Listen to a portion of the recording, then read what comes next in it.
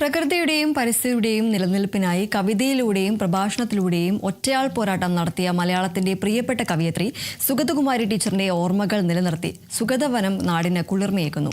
ആറന്മുള വിജയാനന്ദ വിദ്യാപീഠം school ഗ്രൗണ്ടിന്റെ സമീപത്താണ് 1.5 ഏക്കറിൽ നിർമ്മിത സംരക്ഷണ വനം പരിസ്ഥിതിക്ക് ഊർജം പകരുന്നത്.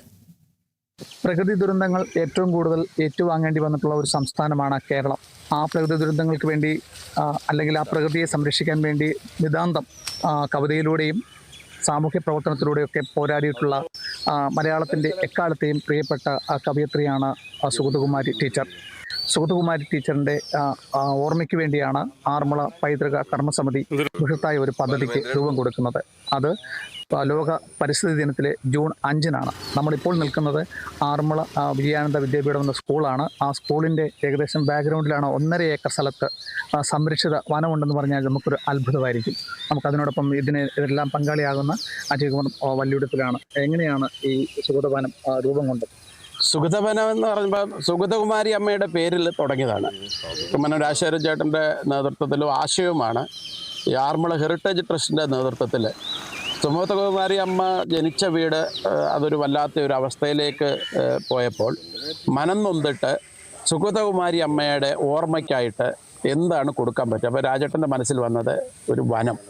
അങ്ങനെയാണ് ഈ സ്കൂളിനോട് ചേർന്ന് കിടക്കുന്ന ഈ 1.5 ഏക്കർ സ്ഥലം അത് നമുക്ക് ലഭിക്കുകയും അത് ഓൾറെഡി 19 വർഷമായിട്ട് കൃഷി ചെയ്യാതെ കിടന്ന സ്ഥലമായതുകൊണ്ട് അത് വലിയ കാടായിട്ട് മാറി അതൊരു വനം പോലെ ആയിരിക്കുകയാണ്. അങ്ങനെ ആ സ്ഥലത്ത് ഞങ്ങൾ കഴിഞ്ഞ വർഷം സുഗതോത്സവം സുഗതകുമാരി അമ്മയുടെ പേരിൽ സുഗതവനത്തിൻ്റെ ഉദ്ഘാടനവും നിർവഹിക്കപ്പെടുകയുണ്ടായി.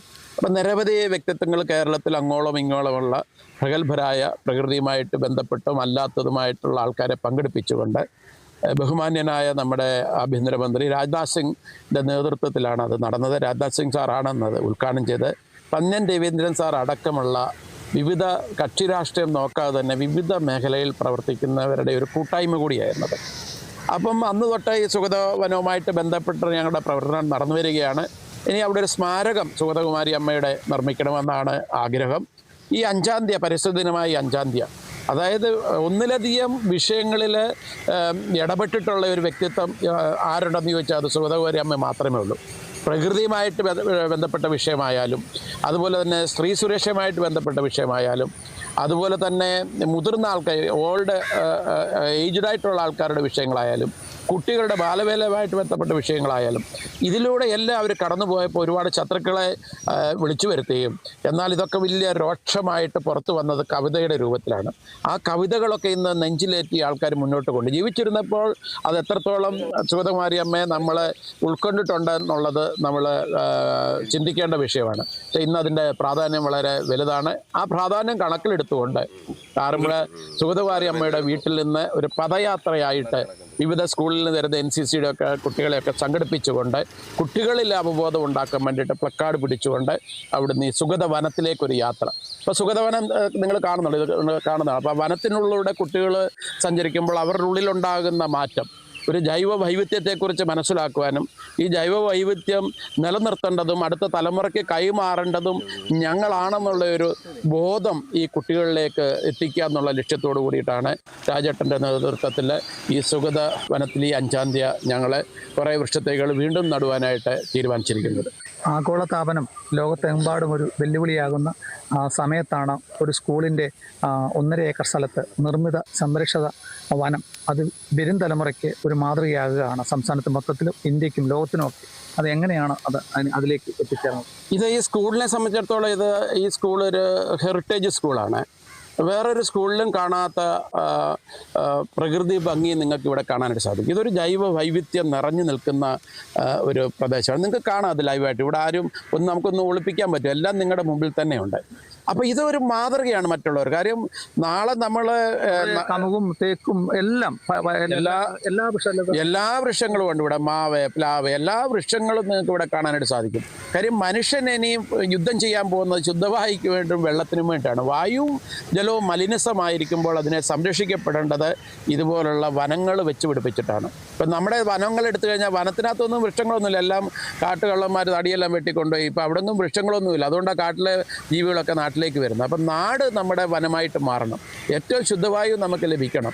അപ്പോൾ ഇവിടെ ഈ മരങ്ങൾ വെച്ച് കഴിഞ്ഞാൽ ഈ പരിസരത്തൊക്കെ അതിൻ്റെ ജൈവ വൈവിധ്യം വരും, വെള്ളത്തിൻ്റെ സ്റ്റോറേജ് ഇവിടെ കൂടും. എല്ലാ പാമ്പുകളടക്കമുള്ള ജീവികൾ നമ്മുടെ ഈ സമൂഹത്തിന് ആവശ്യമാണ്, ഈ പ്രകൃതിക്ക് ആവശ്യമാണ്. അപ്പോൾ ഈ വനത്തിലൂടെ മാത്രമേ ഇതിനെയൊക്കെ നമുക്ക് സംരക്ഷിക്കാൻ സാധിക്കത്തുള്ളൂ. അതൊരു നിസ്സാര കാര്യമല്ല. UN പോലുള്ള സംഘടന പോലും ഇപ്പം പ്രകൃതി സംരക്ഷിക്കണമെന്ന് പറയാം. അപ്പോൾ ഭാരതീയ സങ്കല്പത്തിൽ പ്രകൃതിയെ ഈശ്വരനായിട്ട് കണ്ട പഞ്ചഭൂതം, അതാണ് ഈശ്വരൻ എന്ന് കണ്ട, അതാണ് പ്രകൃതിയാണ് ഈശ്വരൻ എന്ന് നമ്മൾ വിളിച്ചു പറഞ്ഞപ്പോൾ നമ്മളെ തള്ളിപ്പറഞ്ഞ പാശ്ചാത്യരും മറ്റുള്ള രാജ്യക്കാരൊക്കെ ഇന്നത് അംഗീകരിച്ചിരിക്കുകയാണ്. പ്രകൃതി സംരക്ഷണം ഏത് രാജ്യത്തു നിന്നാലും, ഞാൻ കഴിഞ്ഞ ആഴ്ച ഖത്തറിൽ നിന്ന് വരികയാണ്. അപ്പോൾ ഒരിക്കലും ഇങ്ങനെ അവിടുത്തെ മുനിസിപ്പാലിറ്റിയുടെ ഒരു ഓഫീസറുമായിട്ട് സംസാരിച്ചപ്പോൾ പറഞ്ഞു, പക്ഷേ ഇന്ന് ഖത്തറിൽ എവിടെ നോക്കിക്കഴിഞ്ഞാലും വേപ്പ് അതുപോലെ തന്നെ നമ്മുടെ കണക്കൊന്ന വെച്ച് പിടിപ്പിച്ചിരിക്കുകയാണ്. അപ്പോൾ അവർക്ക് പോലും ബോധമുണ്ടായിട്ടുള്ളതാണ്. കാര്യം ഈ പ്രകൃതിയെ നമുക്ക് ഈ ചൂട് കൂടി വരുമ്പോൾ പ്രകൃതിയെ തണുപ്പിക്കേണ്ടത് വൃക്ഷലതാദികളെ കൊണ്ടാണ്. അപ്പോൾ ഈ ഭൂമാതാവിനെ സംരക്ഷിക്കേണ്ടത് നമ്മളാണ്, ജീവിച്ചിരിക്കുന്നവരാണ്.